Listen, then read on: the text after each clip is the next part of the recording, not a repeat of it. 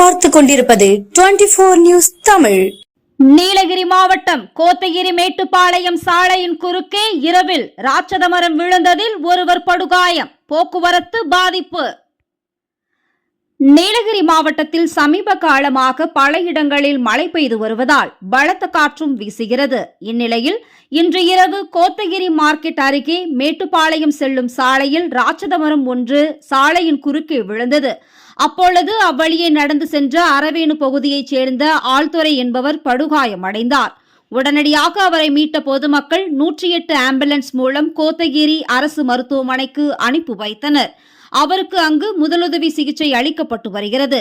சம்பவ இடத்திற்கு வந்த தீயணைப்பு துறையினர் ராட்சத மரத்தை அப்புறப்படுத்தும் பணியில் ஈடுபட்டு வருகின்றனர். இதனால் அப்பகுதியில் 1 மணி நேரத்திற்கு மேலாக போக்குவரத்து பாதிக்கப்பட்டது. இதனால் அங்கு பரபரப்பு நிலவியது.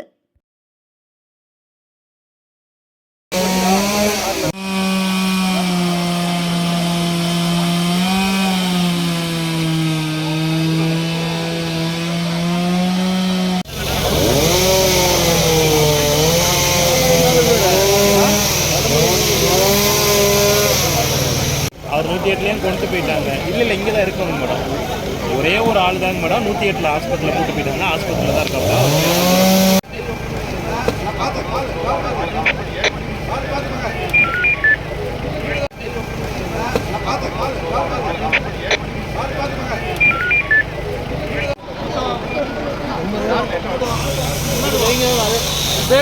வேண்டாம் வாங்கிக்கலாம்.